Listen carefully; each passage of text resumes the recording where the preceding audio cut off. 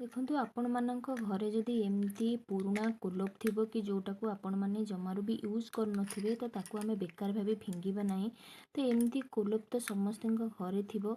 ତ ତାର ୟୁଜ୍ ମୁଁ କ'ଣ କରୁଛି ସେଇଟା ଆପଣମାନଙ୍କୁ ଦେଖିବା ପାଇଁ ପଡ଼ିବ। ଆଉ ଯଦି ଭିଡ଼ିଓରେ ଆପଣମାନେ ନୂଆ ଥିବେ ତାହେଲେ ପ୍ଲିଜ୍ ସବସ୍କ୍ରାଇବ୍ କରିବା ପାଇଁକା ଆଦୌ ଭୁଲିବେନି।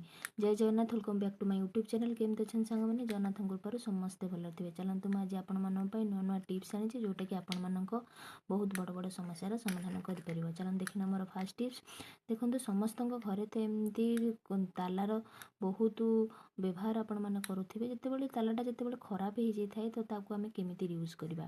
ଦେଖନ୍ତୁ ଏମିତି ଯେତେବେଳେ ଆମେ ଘରେ ଯେତେବେଳେ ଏମିତି ମଶା ଧୂପକାଠି ବ୍ୟବହାର କରିଥାଉ, ମଶା ଧୂପକାଠିର ଷ୍ଟାଣ୍ଡଟା ଆମେ ବେଳେବେଳେ ପାଇନଥାଉ। ତ ଆପଣମାନେ କ'ଣ କରିବେ ନା ଏଇ ପୁରୁଣା ତାଲା ଯେଉଁ ଅଛି ସେଥିରେ ଆପଣମାନେ ଆରାମସେ ଥୋଇକିରି ତାର ୟୁଜ୍ କରିପାରିବେ। ଦେଖନ୍ତୁ କେତେ ସୁନ୍ଦର ଭାବରେ ଏଇଟା ରହିଲା। ଆପଣମାନଙ୍କୁ ଷ୍ଟାଣ୍ଡ ନଥିଲେ ବି ମଧ୍ୟ ଆପଣମାନେ ଏହାର ୟୁଜ୍ କରିପାରିବେ।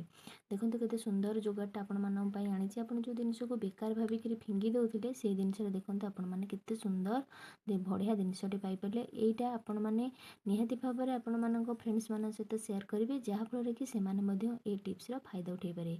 ଆଶା କରୁଛି ଛୋଟିଆ ଟିପ୍ସଟା ହେଲେ କିନ୍ତୁ ଆପଣମାନଙ୍କ ପାଇଁ ବହୁତ ୟୁଜଫୁଲ୍। ଚାଲନ୍ତୁ ଦେଖିନେବା ମୋର ସେକେଣ୍ଡ ଟିପ୍ସ କ'ଣ ଅଛି। ସେକେଣ୍ଡ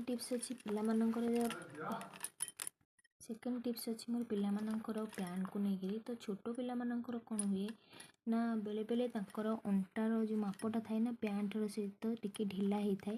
ତ ତାକୁ ଆମେ ଯଦି ଅର୍ଜେଣ୍ଟ କୁଆଡ଼େ ବାହାରକୁ ଆମର ଯିବାର ଅଛି ତ ତାକୁ ଆମେ ମେଜରମେଣ୍ଟ କେମିତି କରିବା ବା କେମିତି ତାକୁ ପୁରା ଇମିଡ଼ିଏଟଲି କେମିତି ତାକୁ ଫିନିସିଂ କରିକିରି ପିଲାମାନଙ୍କୁ ଆମେ ତୈୟାର କରିବା, ତା'ର ଗୋଟେ ସୁନ୍ଦର ସଲ୍ୟୁସନ୍ଟେ ମୁଁ ଆଣିଛି। ଦେଖନ୍ତୁ ପିଲାମାନେ ଛୋଟ ପିଲାମାନେ ଯେତେବେଳେ ଏମିତିକାର ପ୍ୟାଣ୍ଟ ୟୁଜ୍ କରନ୍ତି ବେଳେବେଳେ ସେମାନଙ୍କର ପ୍ୟାଣ୍ଟଟା ଟିକେ ଢିଲା ହେଇଯାଇଥାଏ। ତ ଆପଣମାନେ କ'ଣ କରିବେ ନା ଯଦି କୁଆଡ଼େ ଏମର୍ଜେନ୍ସିରେ ବାହାରିବା ପାଇଁକା ଅଛି, ଯଦି ପ୍ୟାଣ୍ଟରେ ଏମିତି ଆପଣମାନେ ସିଚୁଏସନ୍ ଫେସ୍ କରୁଛନ୍ତି ତାହେଲେ ଆପଣମାନେ କ'ଣ କରିବେ ନା ଦେଖନ୍ତୁ ପ୍ୟାଣ୍ଟର ଯେଉଁ ବଡ଼ ବଟମ୍ଟା ଅଛି ସେଇଟାକୁ ଆପଣମାନେ କ'ଣ କରିବେ ନା ତାର ତ ଏଠି ନର୍ମାଲି ଏଠି ତ ତାର ହୁକ୍ ଘର ଅଛି, ଆପଣମାନେ ଏଠି ତ ଦେଉଥିବେ ନର୍ମାଲି। ଯଦି ଢିଲା ଆପଣମାନଙ୍କର ହେଉଥିବ ତାହେଲେ ଆପଣମାନେ ପିଲାମାନଙ୍କର ଯେମିତି ବେଲ୍ଟ ଯିବା ପାଇଁକା ଯେଉଁ ଘରଟା ଥାଏ ସେଇ ଘରଟାରେ ଆପଣମାନେ ଏମିତି ଆରାମସେ ତାକୁ ଦେଇଦେବେ। ଦେଖନ୍ତୁ ମୁଁ ଆପଣମାନଙ୍କୁ ଦେଖାଉଛି ଏଇ ଟିପ୍ସଟା ଆପଣମାନେ ସବୁ ଗୃହିଣୀମାନେ ଦେଖିଲେ ଆପଣମାନଙ୍କ ପିଲାମାନଙ୍କର କାମରେ ଆସିବ। ତ ଦେଖନ୍ତୁ ଏଇଟାକୁ ଏମିତି ଦେଇଦେବେ। ଦେଖିବେ ପିଲାମାନଙ୍କର ମାନେ କି ଯେତେ ସମୟ ପାଇଁ ଆପଣମାନେ ଟିକେ ମାନେ ଟେମ୍ପୋରାରୀ ସଲ୍ୟୁସନ୍ ଏଇଟା ଆପଣ ପିଲାମାନଙ୍କର ଆରାମସେ ଏଇଟା ରହିଯିବ। ଆପଣମାନଙ୍କୁ କିଛି ଅସୁବିଧାର ସମ୍ମୁଖୀନ ହେବାକୁ ପଡ଼ିବନି। ଆପଣମାନେ ତାପରେ ଘରେ ଆସିଲେ ଟାଇମ୍ ମିଳିଲେ ଆପଣମାନେ ତାର ପରମାନେଣ୍ଟ କରିପାରିବେ। ତ ଆପଣମାନେ ପିଲାମାନଙ୍କର ଏଇ ଯେଉଁ ବେଲ୍ଟି ଘରଟା ଅଛି ସେଇ ଘରଟାରେ ଆପଣମାନେ ଏଇ ବଟମ୍ଟାକୁ ଦେଇଦେବେ ଲକ୍ କରିକି। ତ ଆପଣମାନଙ୍କର କିଛି ସମୟ ଯିବ ଭରି ଆଉ ଆପଣମାନଙ୍କୁ ଅସୁବିଧାର ସମ୍ମୁଖୀନ ହେବାକୁ ପଡ଼ିବ ନାହିଁ। ଆଶା କରୁଛି ଏଇ ଟିପ୍ସଟି ମଧ୍ୟ ଆପଣମାନଙ୍କୁ ନିହାତି ଭାବରେ ଭଲ ଲାଗିଥିବ। ଚାଲନ୍ତୁ ଦେଖିଦେବା ମୋର ନେକ୍ସଟ ଟିପ୍ସ କ'ଣ ଅଛି।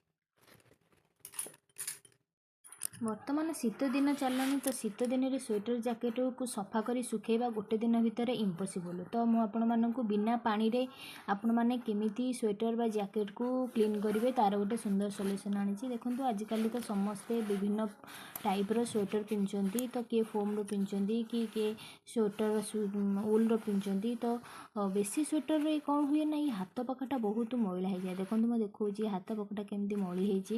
ତ ଆମେ ତାକୁ ବିନା ପାଣି ବିନା ସର୍ଫରେ କେମିତି ଆମେ ତାକୁ କ୍ଲିନ୍ କରିବା ତା'ର ଗୋଟେ ବଢ଼ିଆ ସହଜ ଉପାୟଟେ ଆଣିଛି। ଆଶା କରୁଛି ଏଇ ଉପାୟଟା ସବୁ ଗୃହିଣୀମାନଙ୍କୁ ନିହାତି ଭାବରେ କାମରେ ଆସିବ।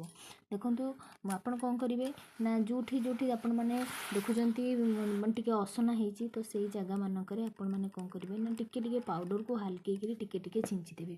ଛିଞ୍ଚି ଦେଇ କ'ଣ କରିବେ ନା ତାକୁ ହାତରେ ଟିକେ ନାକୁ ମାନେ ଜ୍ୟାକେଟ୍ ସହ ଟିକେ ମିଶିବା ପାଇଁକା କରିଦେବେ। ତ ଆପଣମାନଙ୍କୁ ଆଉ ମାନେ ଧୋଇବା ପାଇଁକା ବି ଜ୍ୟାକେଟ୍ ଆଉ ପଡ଼ିବ ନାହିଁ। ତାପରେ ଆପଣମାନେ କ'ଣ କରିବେ ନା ଗୋଟେ କଟନରେ ଆପଣମାନେ ଆସ୍ତେ ଆସ୍ତେ ତାକୁ ଏମିତି କରିନେବେ। କରିନେବା କ'ଣ ହେବ ନା ଯେଉଁ ମଇଳାଟା ଥାଏ କଳା ଦେଖାଯାଉଥାଏ ସେଇଟା ଆଉ ଆପଣମାନଙ୍କର ଦେଖାଯିବ ନାହିଁ କି ଆପଣମାନଙ୍କୁ ଆଉ ମାନେ ସଫା କରିବା ପାଇଁକା ମଧ୍ୟ ଆଉ ପଡ଼ିବ ନାହିଁ। ଦେଖନ୍ତୁ ବଢ଼ିଆ ସଲ୍ୟୁସନ୍ଟେ। ଏତେ ଶୀତରେ ସଫା କରିକିରି ଗୋଟେ ଦିନରେ ସ୍ୱେଟର ଜ୍ୟାକେଟକୁ ସଫା କରିବା ତ ଇମ୍ପସିବୁଲ୍। ତ ଆପଣମାନେ ଏଇ ଜିନିଷଟି ନିହାତି ଭାବରେ ଟ୍ରାଏ କରନ୍ତୁ।